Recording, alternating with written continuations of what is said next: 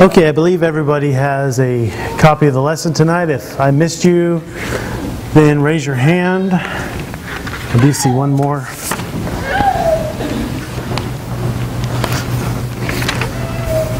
Go.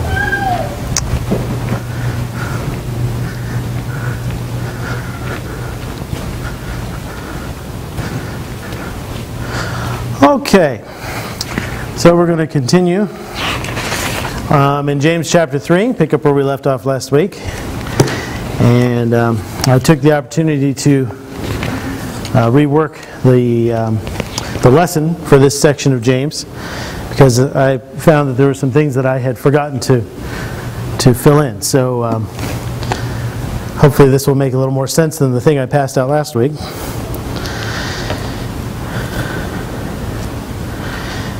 And as always, I'd like to begin by reading the passage of this paragraph, starting in James chapter 3 and verse 13. And as always, I'll be reading from the English Standard Version. Who is wise and understanding among you? By his good conduct let him show his works in the meekness of wisdom. But if you have bitter jealousy and selfish ambition in your hearts, do not boast and be false to the truth. This is not the wisdom that comes down from above, but is earthly, unspiritual, demonic. For where jealousy and selfish ambition exist, there will be disorder and every vile practice. But the wisdom from above is first pure, then peaceable, gentle, open to reason, full of mercy and good fruits, impartial and sincere. And a harvest of righteousness is sown in peace by those who make peace. So, what do you think is the purpose of James' instruction to those that are wise and understanding? By his good conduct, let him show his works in the meekness of wisdom. Isn't that unnecessary? I mean, wouldn't a wise and understanding person do that anyway? If he was really wise, he would, but maybe he may think he's wise and may not be. Okay. Well, I got a comment on that. Okay, all right. We've spent a lot of time talking about people who thought they were wise and understanding, who thought that they were religious, right? We started that all the way back in chapter 1. And James is constantly giving instruction to those that think that they are wise, that think that they have control of their tongue, we were talking about at the beginning of this chapter, who think that they are religious, who think that they have faith, but they're mistaken. They're fooling themselves, as it says in chapter 1. And so James is spending this letter trying to correct this idea of what they think about themselves. So, it is not an unnecessary command for those who need to hear it, for those who need to look in that mirror and see how they are really not so wise and understanding. Now, what is the meekness of wisdom? It says, let him show his works in the meekness of wisdom. Well, meekness has been called steadfast gentleness. It's a patient. Moses was called the meekest man on all the earth. Moses blew up a few times, but for the most part, he put up with a lot more than I think most of us would have put up with in dealing with the children of Israel. Okay. So, the gentleness of wisdom is what's being talked about here, and that's the way the New American Standard renders this. Gentleness of wisdom. Okay. All right. Very good. Any other thoughts on that? If we could, I'd like to look at these passages in Proverbs. Of course, Matthew 5:5 says, "The meek shall inherit the earth." And a couple of bullet points down, I've included Psalm 37, 1 through 13 as a reference, and we probably won't turn there tonight, but I'll leave that to you to see perhaps, well, number one, where that comes from, that idea of the meek shall inherit the earth, because that's a quotation of one of the verses in that passage. but also to see what that really means, that the meek shall inherit the earth. And James calls it the meekness of wisdom. Well, let's look at Proverbs chapter 15 and verse 4 to begin with. And could I have a volunteer to read that for me, please? A soothing tongue is a tree of life, but perversion in it crushes the spirit. Okay. All right, now, here we have, your version, what version do you have? The American Standard. The ESV says a gentle tongue is a tree of life. All right. So we've just spent a lot of time talking about the tongue and how we should control the tongue. So this is one way in which we exhibit the meekness of wisdom, is by having a gentle tongue. And that is a tree of life. What does that mean? How is a gentle tongue a tree of life?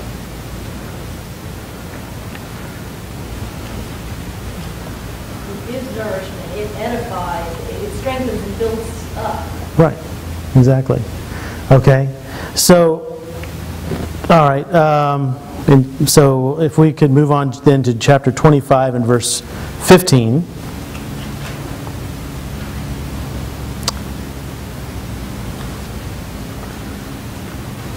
And, I think that one goes along with 14.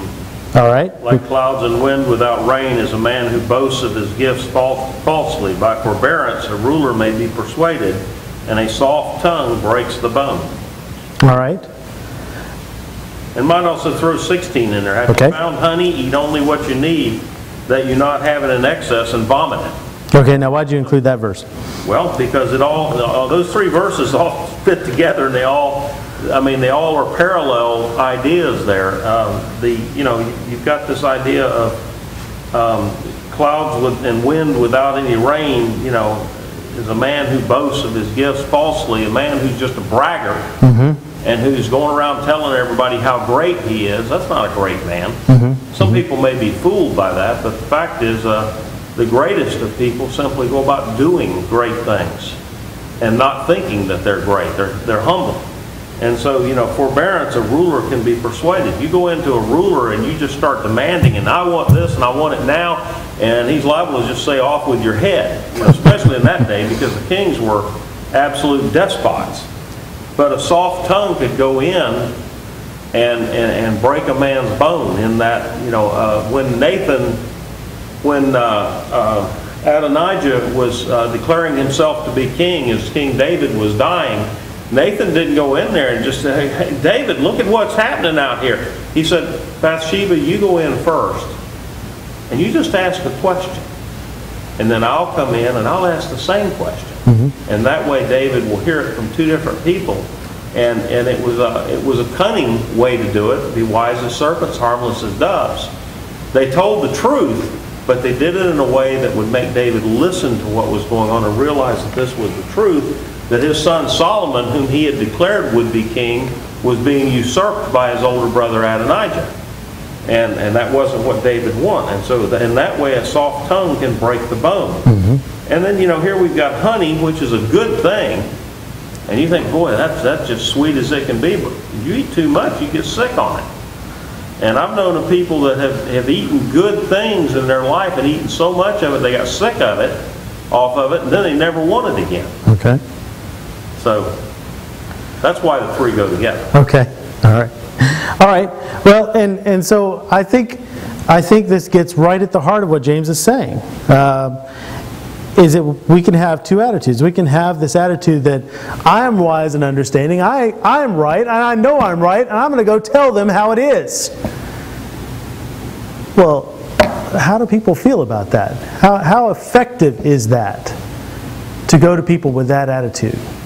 And so wisdom, true wisdom, dictates meekness on the part of those that are wise. Dictates showing our wisdom and understanding in our works with meekness. Yes, Don. Going back to Proverbs 25, verse 16, and the analogy on verse 15, the analogy of Bathsheba and Nathan. If you go over to verse 16 as well, to add to what Mark has to say, you got to know when to stop, too. It's what I get out of this, too. You know? Okay. Have you found honey? You know, only eat what you need. You know? If you have it in excess, as long as you're not. In other words, too much is bad. You know, I mean, by forbearance, the ruler may be persuaded, and a soft tongue breaks the bone, but know when to stop. You know when to control that tongue. Okay. Like what James is talking about. Okay. All right. Well, that's very interesting. I had never thought of that passage in that way, but I like that.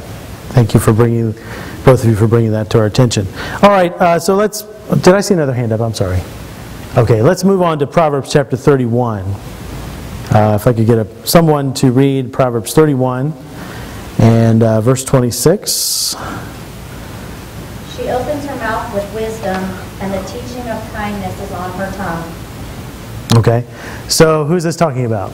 This is a very familiar passage. The virtuous woman, what did you say? I said an excellent wife. An excellent wife, okay, right. All right, so I just threw this in here so the ladies didn't feel left out. All right, and so really the reason I included this is because it, again, shows us that when you open your mouth with wisdom, what comes out? The teaching of kindness is on her tongue. And so this is how we persuade people. This is how we show true wisdom, is in meekness, and especially showing it through our works. All right. Moving on, unless there's any further comment on this.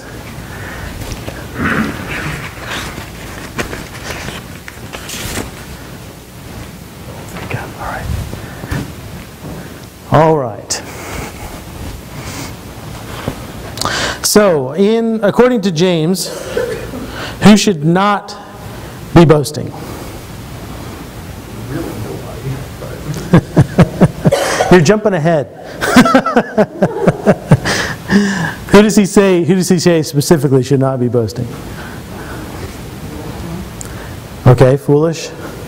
Those that have Who are jealous and have selfish ambition. Okay, jealous and selfish ambition. So wait a minute, is this the very person that would be boasting? Yeah. Yeah. So basically, he's telling these people that are boasting, stop it. And this is also the guy that's telling everybody he's wise and understanding. Exactly, and that's his point. The question is, who should be boasting? Nobody. Nobody should be boasting. Those that are wise and understanding already know that, and they're not doing it. So if you're boasting, what does that mean about you? How would James describe you? You have what? Okay. Okay. All right. All right. So see how James is holding up the mirror to them? Look at yourself. If you're boasting about your wisdom and your understanding, there's something wrong with your heart. And you need to fix it. Let's look at some more verses in Proverbs along this line. Proverbs chapter 11 and verse 2. If I could have someone read that for me, I'd appreciate it. When pride comes, then comes shame, but with the humble is wisdom. Okay. With the humble is wisdom. All right. Again, if we're showing pride, that's if we're bragging. If we're boasting, then that is only going to lead to disgrace. We should not be doing that. Proverbs 16:18. Pride goes before destruction, and a haughty spirit before a fall. Okay. All right. So pride is only going to lead to our destruction. It's only going to lead to poor results for us. So we ought not to be bragging and have jealousy and selfish ambition in our hearts, as James says. And finally, Proverbs chapter 29, verse 23. Ordains pride will bring him low, but a humble in spirit will retain honor. Okay. So, what is the primary characteristic of a Christian? Humility. Humility. humility. And again, refer you back to Psalm 37, 1 through 13. Sometimes it's hard for us to keep that humility. And sometimes we wonder about those that are boasting and arrogant against God. We wonder, when are they going to get theirs? When are these passages and these proverbs going to be fulfilled? And the psalm tells us, just be patient. Be patient. God's going to make it happen. The meek will inherit the earth. Yes. What were we going to say, Gil? Well, remember, this whole section started with, be not many of you teachers. He's talking all about how you influence other people. And, how these leaders can influence other people. So the real problem here is that when pride goeth before a fall, it doesn't just go before the teachers fall. Mm-hmm. He can drag the whole group down and make them stumble. Yes. And thank you for reminding me. I meant to start with that. Gail and I had a little discussion on our way home last Thursday about this idea of taming the tongue. And I'd like for you, I'm not going to spend a lot of time on it, but I'd like for you to go back and look at that section, because I wasn't real comfortable with how our discussion came out, because James really seems to be saying that our tongue controls the body. And the way we discussed it, we were talking about how, it's really the heart that controls the tongue, and the heart controls the body, and yes, that makes sense, and that's what Jesus is teaching. But could it be, and I just want you to consider this, could it be that what James is saying is, because he starts out, not many of you should become teachers, is he talking about the tongue of those that are teachers control the whole body? The body of Christians that are here. How great a forest is set ablaze by such a small fire, and the tongue is a fire, a world of unrighteousness, and so on. I still have to think about that myself, but it sure sounds interesting. I think that's certainly an application. Yeah. We talked about last week are also an application of the principles in it. Yes. So. Yeah, both are definitely taught in the New Testament, and I just never thought about this passage in that way before, and Gail had neither, but she, the wheels were turning as we were in class. She wasn't paying attention to me; she was thinking about it on her own, apparently. I'm a woman, I can multitask. That's right. So anyway, just an interesting thought I'll leave you with, because I'll have to think about that too. All right, so moving on with James, with our passage tonight.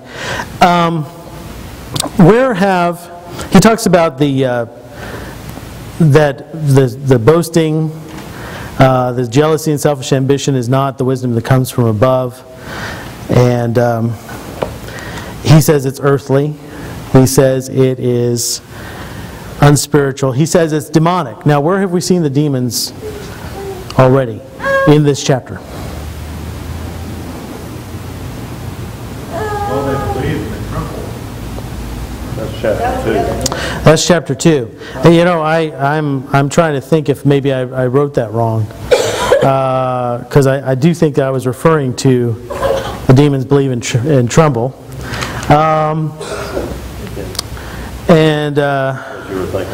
That's got to be what I was thinking of, because I don't think demons are mentioned in chapter 3. 15, you got demonic. Yeah, that's what I mean. He's talking about that this boasting is demonic, and he's also referred to the demons when he's talked about faith without works, and that the demons believe and tremble. So I shouldn't have said in this chapter. I meant in this book, I think is what I meant to say.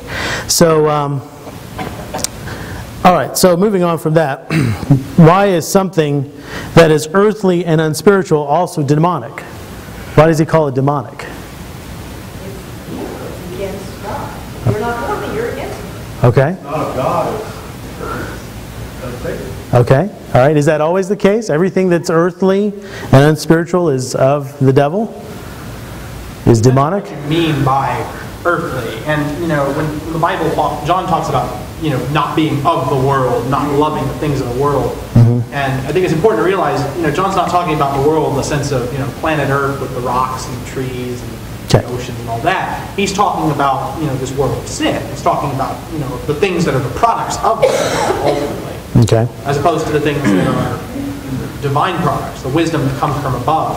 I mean, what does human wisdom say? Well, at its heart and soul, human wisdom says, I'm going to get what's mine. It's all about me. My life is all about me. You only go around once in life, so you grab all the gusto you can get. So I'm going to, I'm going to impress as many people as possible. I'm going to grab as much stuff as possible, and if I die with the most toys, I win. Mm-hmm. And that thinking is what it takes to be part of this world. That's the earthly, natural, demonic wisdom, the selfish kind of wisdom that he speaks about. Right. It's contrary to the wisdom coming from above, which is selfless and ultimately manifested in Jesus Christ himself, who gave himself up for us. All right. 1 John 5:19 says that we know that we are from God and the whole world lies in the power of the evil one. And so if we are spending our time focusing on this world and what we can gain in this world and how good we are in this world, how much better we are than everybody else, then we have wisdom not from God but from the earth, from the unspiritual, from the demonic.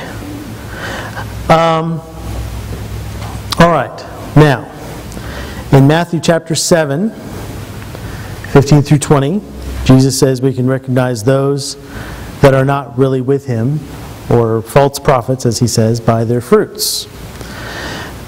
So, according to James, what kind of fruits do those harboring jealousy and selfish ambition produce? And another way to put that question is, how do we know who these people are? Bad fruit? They leave confusion in every evil work. There you go. The ESV says disorder and every vile practice. Same thing. And just for your benefit, what? For your benefit, I put the Greek words spelled in English letters there, and you can see. I thought it was interesting that the word for evil or vile is phallos, and one of the meanings of that is easy, or slight, or ordinary. I don't know what that means. I mean, wicked is, of course, a good translation of that. But have you ever thought about evil things being easy? If we're always doing the easy thing, might we be always doing the evil thing as well? It's a broad road that leads to destruction. Exactly. I hadn't thought of that, but that's a good parallel. Okay, so just something to think about. All right, so that's the jealous and selfishly ambitious person. That's how we identify them. They bring disorder, chaos, evil works, evil practices. All right? Now, what kind of fruits do the truly wise and understanding servants produce? Those that have the wisdom from above. Well, it says it's built in Galatians chapter 5. Okay, all right, we could look at that. You want to read that for us? But the fruit of the Spirit is love, joy, peace, patience, kindness, goodness, faithfulness, gentleness, self-control. Okay. Parallels this passage very nicely. We have purity, peacefulness, gentleness, open to reason. Now, let me stop there. Open to reason. Because I have seen on a marquee of a Church of Christ, Gail's laughing, on the marquee of a Church of Christ, what did it say? An open mind is the devil's playground, or something along those lines. Oh my goodness, you should have seen the emails. What kind of a song is it? An open mind is the devil's playground. Now, I can see what perhaps that person meant.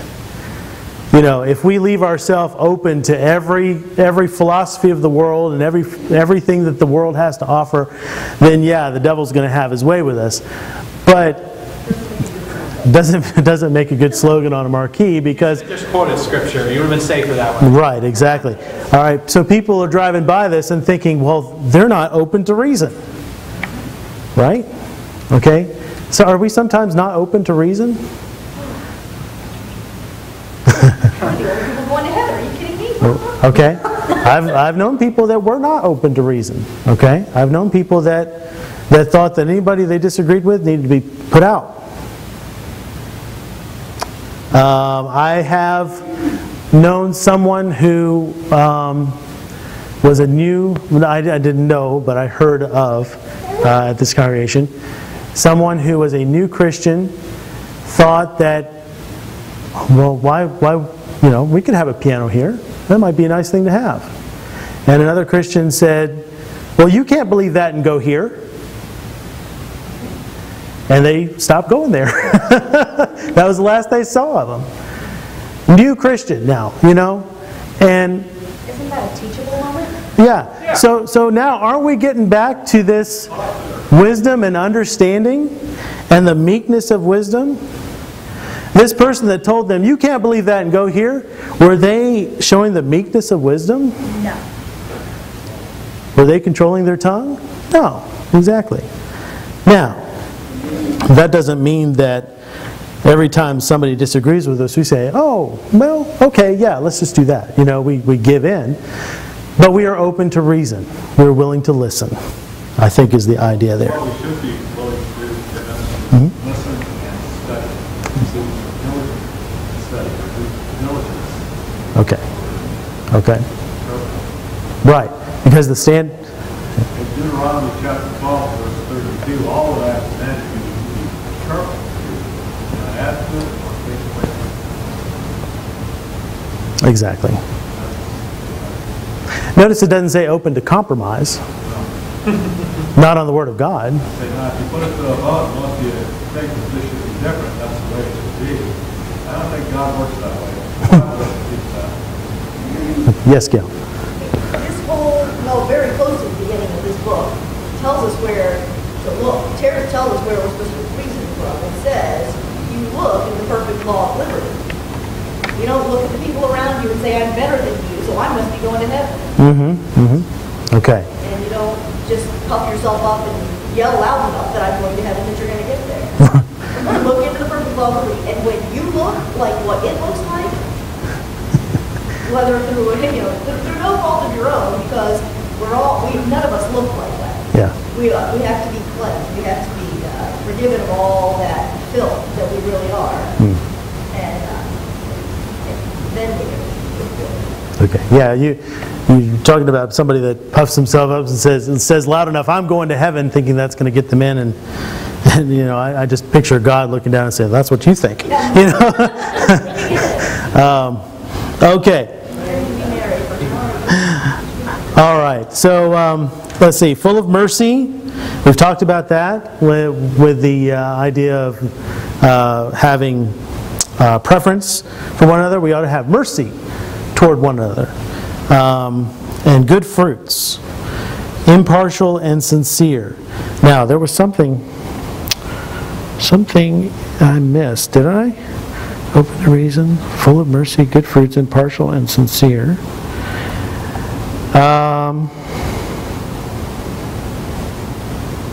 Maybe it was this...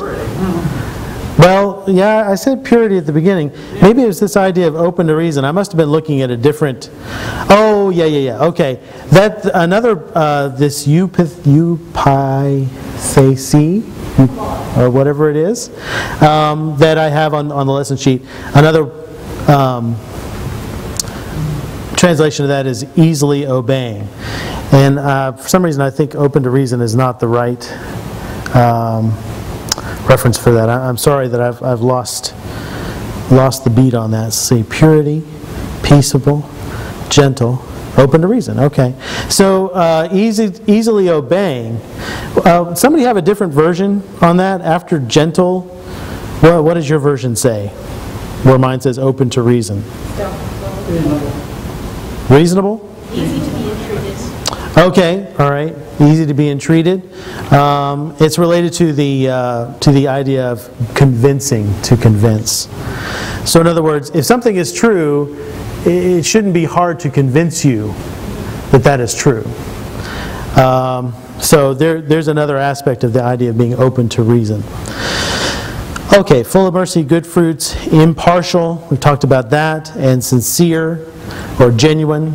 Unhypocritical. Unhypocritical, yes. And so I ask, which one is more like God? Let's turn to 1 Corinthians 14:33. Wow, where is this class going? 1 Corinthians 14:33. Every week I say, we're going to finish this lesson. 1 Corinthians 14:33. If someone could read that for me, please. For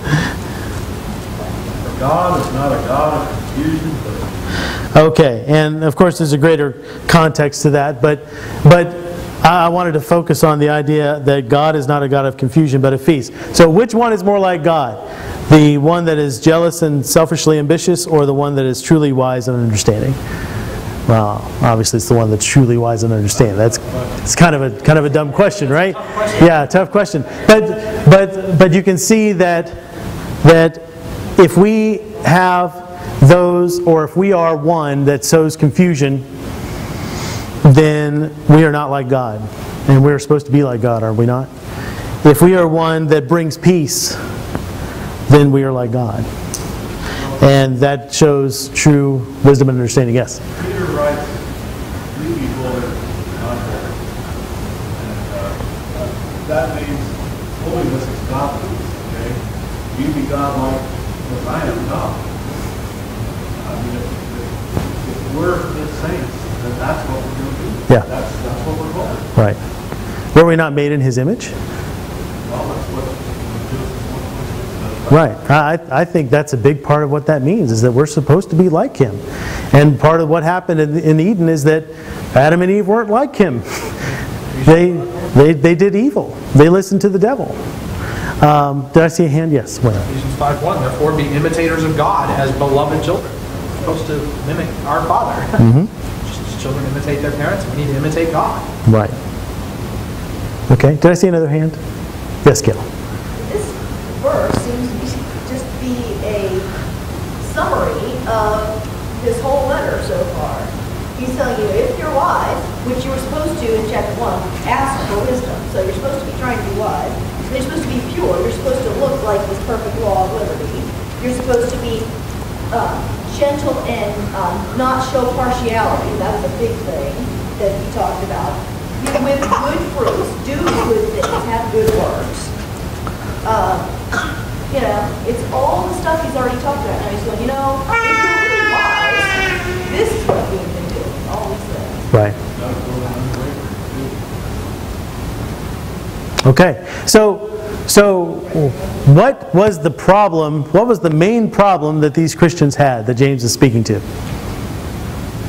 What would you say is their main issue? Pride. Exactly.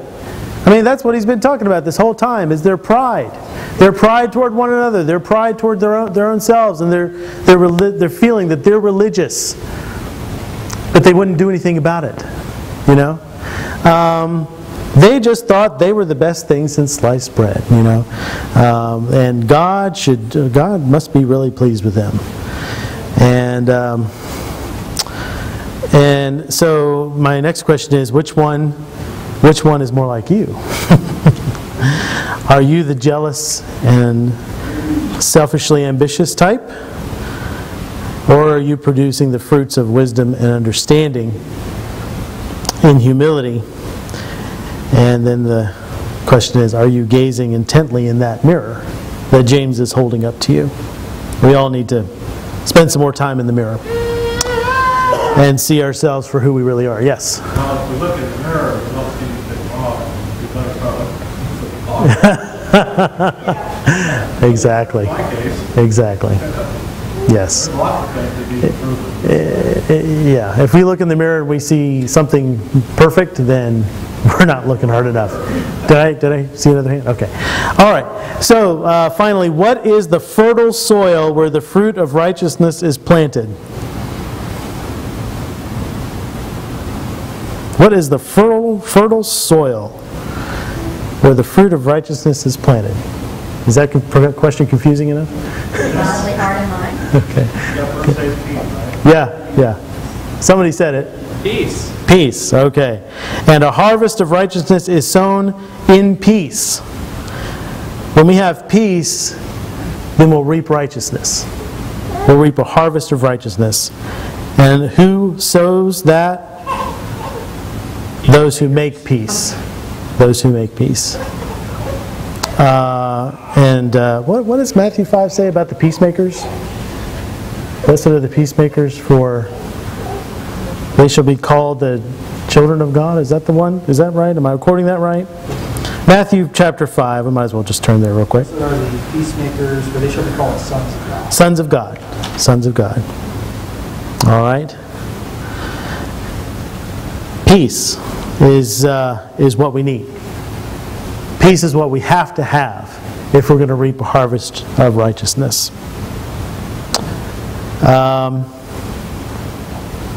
And how do we get that peace? We all have to be wise and understanding. We all have to have humility. We all have to get rid of our jealousy and selfish ambition. Because that brings discord, evil practices. Yes? I just noticed he quotes, maybe it's not all of the Beatitudes, but he quotes a good number of them, actually. Or he's referencing a good number. Yeah, it's almost like... Those who hunger and thirst for righteousness, well, why are you growing unless you're going to eat it, right? Yeah. The merciful, the pure in heart, wisdom is first pure. The peacemakers. Kind of interesting. I just noticed that. Yeah. I don't know what to do with it, but it's interesting. Almost like he was his brother or something. There are so many parallels between the teaching of James. You know, I was thinking as I was studying this and the following verses that we won't have time to go into, but that James is almost re-preaching the Sermon on the Mount here. You know, there's a lot of parallels. So I'll leave you to that. Maybe you see that as you're reading through it as well. All right, well, we have just a couple of minutes. Oh, yes, Gail. Well, I was just going to read the next passage, but go ahead if you have a comment. We were talking about this church being so puffed up and thinking they were going to be sliced bread, but really they're boastful and full of strife. And I was thinking about the church at Laodicea, where Jesus said, because thou sayest, I am rich and increase with goods and have need of nothing, and knowest not that thou art wretched and miserable and poor and blind and naked.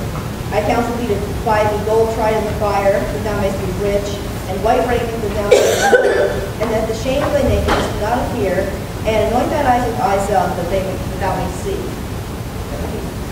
And that's what James is telling this church. Mm-hmm. You are not what you think you are. Wake up now, before it's too late. Right. And I'll just make the point along with that the reason why we study these letters is because these Christians were not unique. They thought they were, but they weren't in the problems that they had. We see the same problems in the church today. Maybe a little different context, but we're humans. These were humans, right? These were all sinful people. We're sinful people. We act the same way. We have the same lusts. We have the same ambitions, worldly ambitions, that we have to suppress and serve God instead, replaced with humility. Okay? Going back to yes. The first verse about let not many of you be teachers that we talked about last week. Mm-hmm. Is he saying after we read the whole chapter that you need to, if you want to be a teacher, then you need to accept the wisdom comes from above, and not with all this other things that we talked about receiving. Mm-hmm. Have the right kind of wisdom, using the wrong kind of I know it all, and brag about it, be arrogant, and so forth. Yeah. But if you use the wisdom that comes from above, then that's using God's word. Right. Right way. If you do that, then you could be a teacher. Right. Yeah, and we talked about this briefly after the class last week. I don't think James is trying to say, now, there should just be a few of you that are teachers. He's trying to say, I think what he's trying to say is that you should not think of yourself as a teacher, as someone who can stand above and, expound upon the Word because you are so knowledgeable and so wise. We need to have that gentleness and that humility, and then we can be teachers. Thank you for bringing that up. All right, any further comments? We're out of time, but all right. Thank you very much. We'll continue with chapter 4 next week.